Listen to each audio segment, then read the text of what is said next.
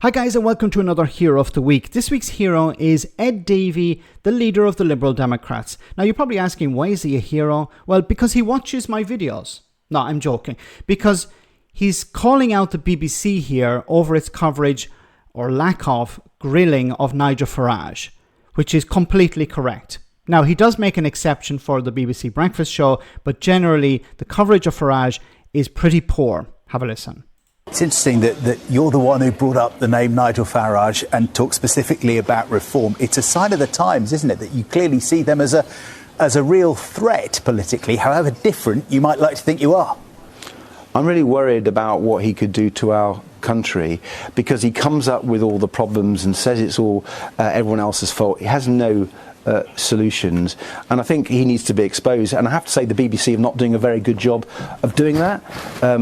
You have him on, he gets away with all these arguments without being properly held to account. That's why I'm bringing him up today. I think the BBC needs to do a better job, needs to hold Nigel Farage to account. And if I have to come on your programme to do that, I'll do just that.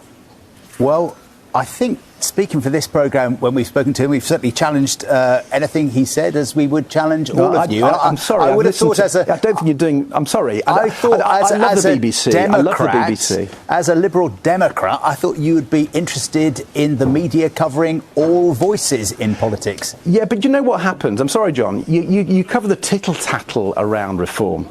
The tittle-tattle. You don't look at their policies.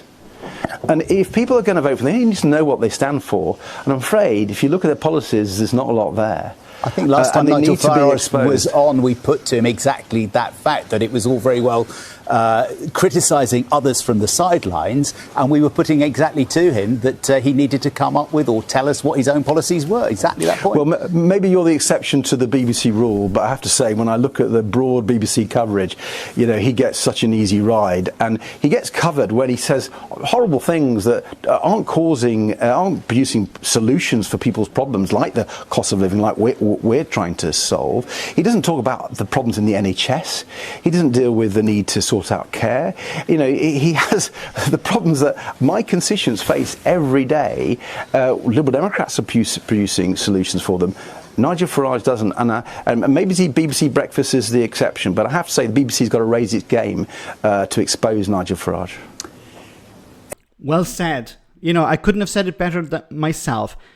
The problem here is the media, and in particular the BBC. Now, maybe the BBC Breakfast Show is a bit more aggressive because it's on at a time when not many people are watching it.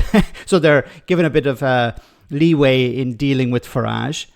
But generally, the BBC have failed to hold him to account. And Ed Davey is completely correct here when he talks about the tittle-tattle.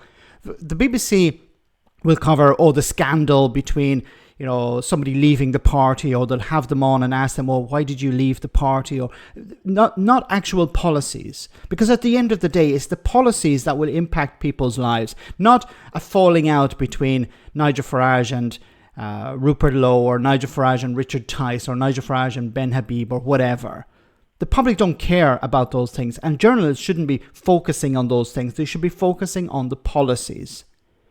It's absolutely insane that Ed Davey's party has scores more MPs than Nigel Farage's. But who do we keep hearing about?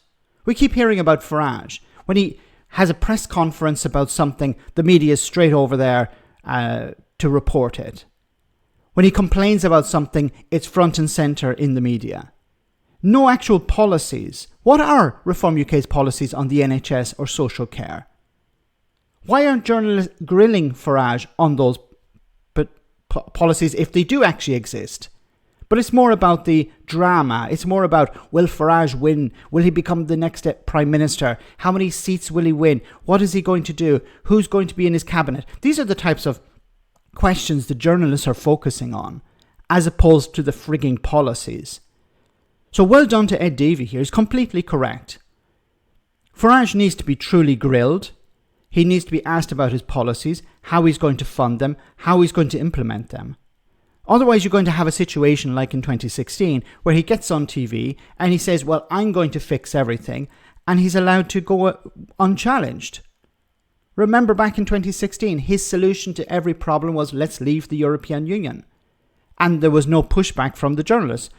The odd journalist would, but generally they would just go along with it. Okay, what's the next? Let me look at the next question on my list for Nigel Farage. Pathetic. That has to change. Because if it doesn't, he will become Prime Minister, and then the journalists will be asking themselves, how the heck did this happen? Let me know in the comment section, guys, what you think, and I'll see you in the next video.